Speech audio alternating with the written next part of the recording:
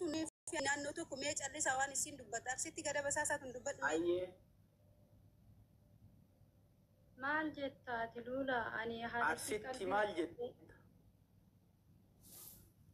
La lula gaafata jira biyanu jura deebe naannoo tokko naan jedhaa jirtanii hundumaayyuu hin beeku haadhatti qalbii na cabsitee ilaalaa jira laakiin viidiyoo gaafa Ahmad waraabanii sirriitti himanii jiran kana dura jechuudha xiqqoo tuttureera nama hasaasaatii nama akkana godhedhanii viidiyoo san sirriitti dhaga'ee jira malee wallawaa irraa beekuu qabu.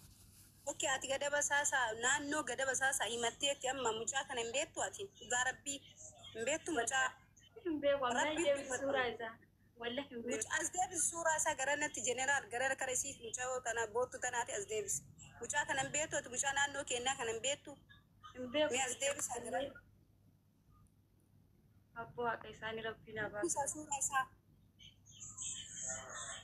jeneraal Shabaka qabe. suuraa isaa nu guddisa garanatti kara obsee kanatti jecha Shabaka qabe taattaa godha warra jala jirtan namni dhibbaa lama taattaa godhame kan dida.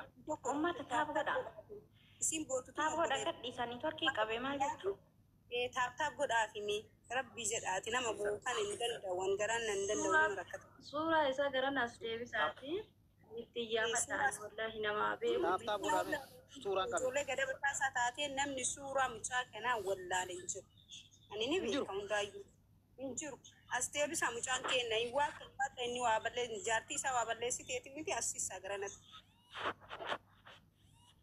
lakki namaan beeku miti suuraa as deebisaati irraa dubbadhanaa haqa namaa rabbiin haa galchu wallahi nama haqa namaa nyaatu haa qabu hattuun ganda hin qabu maan namarraa fuusisuu fi maal taatee jirta asirratti odeessuu dhiisanii maanuu akka maatiitti isa eenyu isa dhiisa nama akkasitti beektu yoo ta'e rabbumaaf jecha yoo hordofiif wallahi as deebisan sanii fi gurgaa garanatti as deebisaa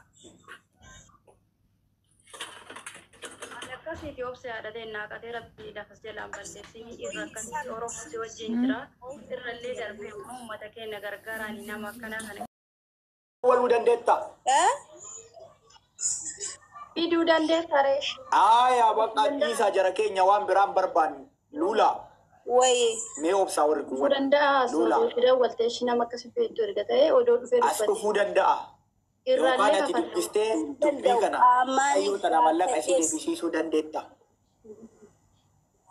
ani akkasitti mooyu abbaa isaa ta'ee miti ni gaafadha ijoollee teenatti yaasee ni gaafadhaaf miskiina maaf akkana gootee jedhee qaabatamaan ni gaafadhaaf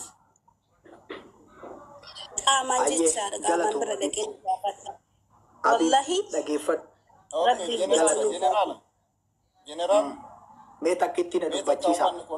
ummanni kun wal haa dhageeffannu yoo wal dhageeffanne waliif deebillee kennuu dandeenya mucayyoon hin beekaaf dhalataa biyya kiyyaati jetteemi ummanni kun caqafadha mucayyoo tana waan gaafadhu qabaani wanti gootu mucaan kun amma yeroo kana addunyaarra jira sii galee yeroo inni argiteetiniin addunyaarraa godaane wanti waa godhuuf takkan jiru addunyaa kana irratti walii waa goona malee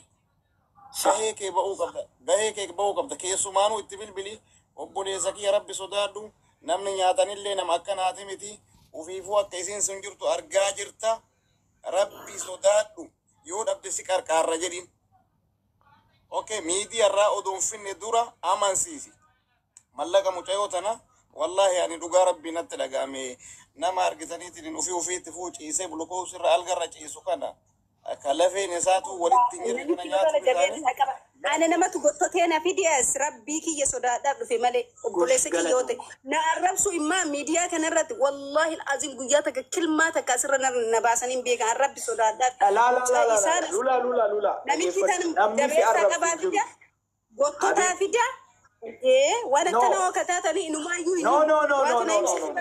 Dhageeffadhu. Lula. Ati hin beeku jechuun qoy Abu Hamzaa kiyya obsi. Abu Hamzaa daqiiqa. Lula obsi komantii hin dhagahin suuraa rabbi sodaattaa dhageettee mucaa kan arginaan rifattee dhuftee summa walla jeneraalii asirratti kabajaanii mucaa biyya kiyyaa jeneraalu naannoo tokko ana saasa inni dodola jeneraal nan beeku malee sirritti Sinigala ani isaan dubbatu argeetiin keessan teeni asiin dhufe malee waatu harkisee nan finne ana ani min beekoo jedhes ni danda'a. Lula wala dhageeffannu. Maallatti kana jabeessa harkisa. Galatatu si mala dhagaya. Abu Hamza kiyya qoy takkitti na dubbachiis. Abu Hamza kiyya takkitti na dubbachiis.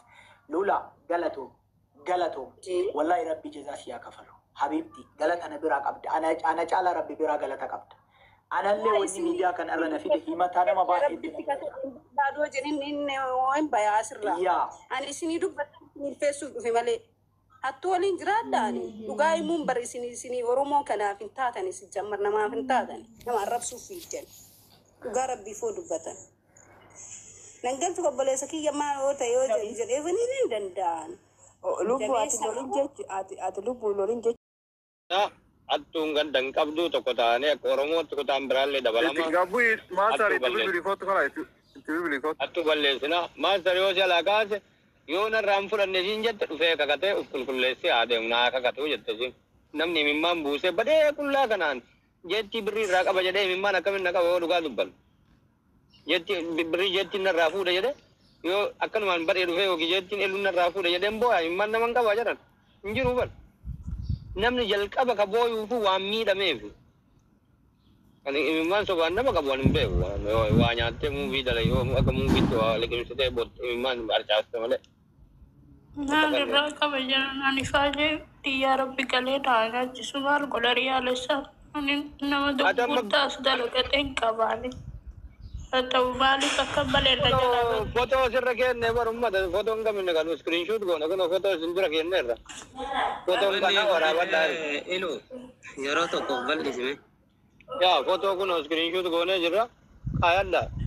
Jalatti dhaqaati pikcharii isaa nama barsiisa. Wanni godha.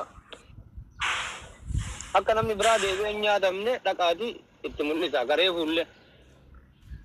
Warri kunniin warra bilbilatti bilbilee kaasuu dide jechuudha.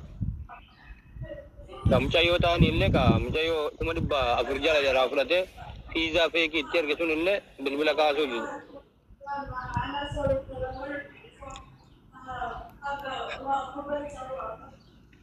Sabboontu mi'uutu godhadhu akka wanni geettu.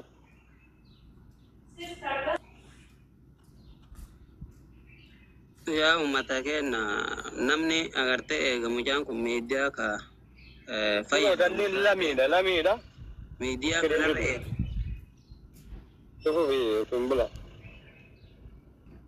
Miidiyaa kanarra agartee tinin akkuma kun amma jedhamaa jiru kanatti agartee akka fayyadamaa irra jecha dhagaa jirra. Kana waan ta'eef hundi keessanuu namni beeytan agartee sheerii irratti godhaati dhufeetiin haqamu jettee haa galchu.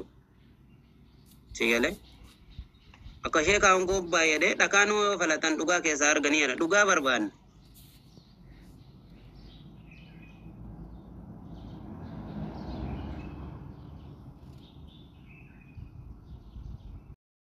Irraa fudhanne jedha Elo. Sabboontu isin dabarsan hojii waan baay'atu didee jira jeetti bilee godhee sultaanin bilbilee anillee bilbilee namni dalagu sultooka inni isaa nambar isaa kaasuun fedhu aini mucayyoo tanaa bahuu qabdi haga biyyaa himatuu qabanii jechuudha. Obboleettii warratti haga biyyaatti illee waan dandeettanii akkasitti adeemnu ka sultaan ka yoomlaataa kana kara jettu sanii itti deemu yoo dandeette.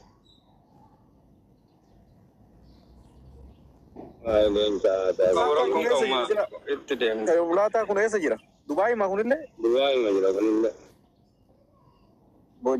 Wallahi intifaatiin.